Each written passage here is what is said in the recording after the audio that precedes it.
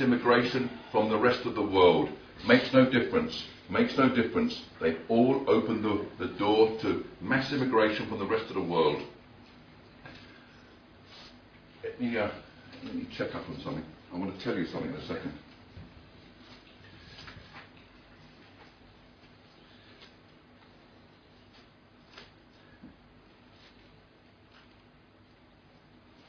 Where I come from, where I was born in West London in Hounslow. When I was a kid, the school I went to was absolutely white.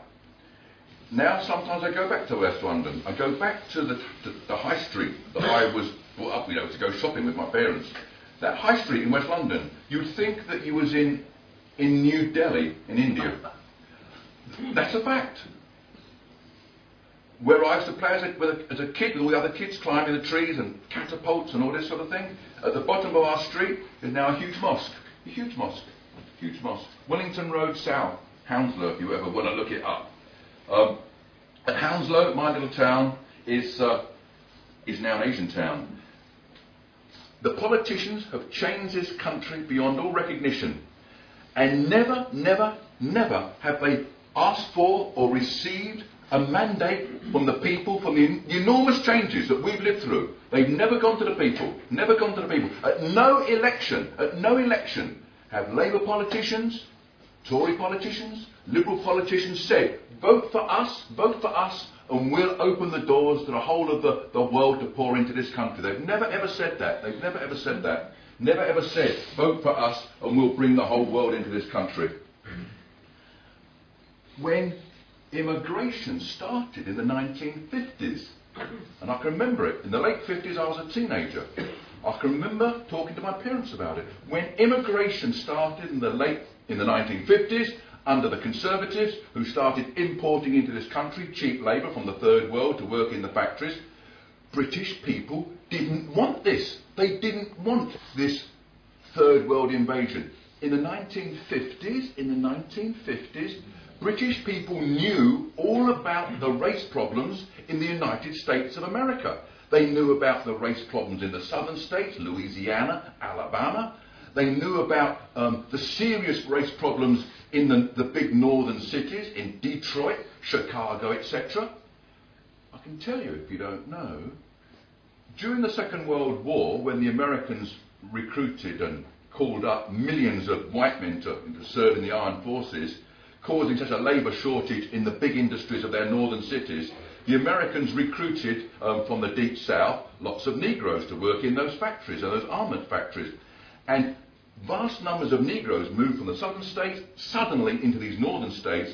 And during the Second World War, whilst the Second World War was raging, these huge armies in American cities, Detroit particularly, but also Chicago and other American cities, Seattle and Los Angeles, there were serious race riots between blacks, American citizens, blacks, and whites, American citizens, resulting in dozens and dozens killed by either side of the colour bar and the colour line. And people in Britain knew about this, and they didn't want these problems imported into Britain, and they didn't want the problems of South Africa with this apartheid and colour bar. In the 1950s, I was a teenager, and this is burnt in my memory, because it was such a living experience. I discussed this with my parents, and we couldn't understand what was going on. We couldn't understand what these exotics and aliens were doing in our neighbourhood. And people didn't want it, and people didn't understand why this was going on. So, ladies and gentlemen, particularly the younger ones here, how did it all come about? How do we now have the situation that we've got? Well, I'll put it in one very, very short sentence. The politicians lied to us.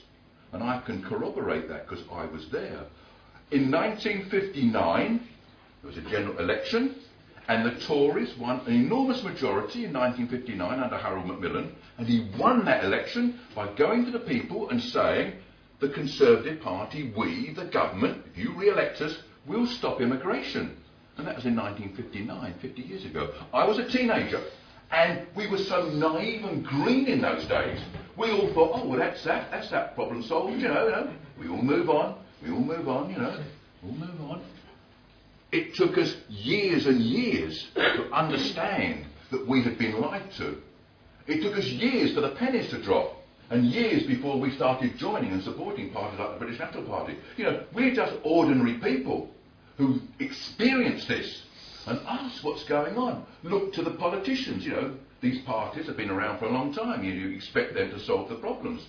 We actually thought, we were so dumb and naive, so green, that we actually thought, us humble little English people, that we could see the foreigners in our high street, but all these Tories, you know, these Tories up there, you know, working out the problems of the world, they hadn't quite got their telescope on what was going on in Hounslow High Street. The poor little, you know, the top Tories didn't even know what was going on in Hounslow High Street. And we were so humble, we didn't feel like reaching for our forelock. That's those of us who've got a forelock, of course, isn't that right, Kevin? And we didn't want to interrupt these fine Tories and say, Your Honour, sir, look, we've got some, you know, foreigners in Hounslow High Street. Because all we knew was Hounslow High Street. We didn't know about Burnley, we didn't know about Birmingham. There was nothing in the newspapers. And so the lies have continued until now. We have immigration running at half a million new foreigners coming into our country every year. 500,000 new immigrants coming into Britain every year. 500,000 last year, 500,000 this year, 500,000 next year. Add on, so on, ad infinitum, unless somebody comes along and says this is not in the interest of the British people. Let me, you know, I come from London. This has got so bad. There's been so much immigration into particularly London. I'm going to talk about London. I'm a Londoner. I've spent most of my life in London. Most of it, not all, but most of it. In London, there's been so much immigration that in our capital, half the babies born in London are born to mothers who themselves were born overseas. Mothers born in Africa, mothers born in China, in India, and Pakistan, and so on and so on. And that is the future of our capital, obviously. That's going to be a multiracial coloured capital. There are now 2 million foreigners living in London, at least 2 million, and in many parts of our capital. The whites are an ageing and disappearing minority. At the end of every queue, and totally ignored. I tell you, it was a minor miracle. I'll tell you now it's all over and safely done. It was a minor miracle that last year, when our candidate, Richard Barnbrook, for the Greater London Assembly, when he got elected, given the demographics of London, the facts of it, it was a minor miracle. And that was never meant to happen. And I was one of those. I was invited along to go to County Hall when they were counting the votes, you know, see who'd got elected. And when it became clear from the computer that our party had got enough votes, you had to get over 5% to get our man elected onto the Greater London Assembly. When it was clear that we were going to get our man elected, that we'd got, in the all-London vote, all across London, we got enough to get over the threshold.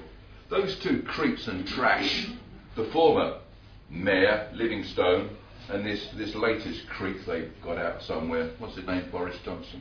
He's an absolute creep, disgust. The multi-millionaire, doesn't give a tuppenny damn about us.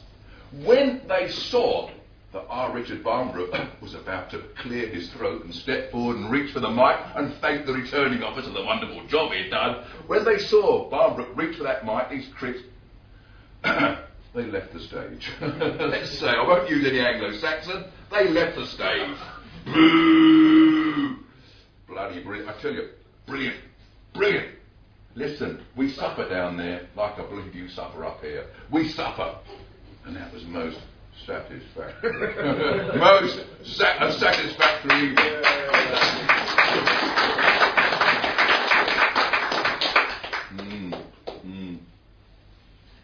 Yeah, where's some lemonade? I'll drink. That's lemonade, right? Somebody said last night, you're drinking vodka, Richard. It's lemonade. I was in Tameside last night. Very good meeting. Good people there. So, yes. At one time, we British were proud of the fact that we had a law-abiding society.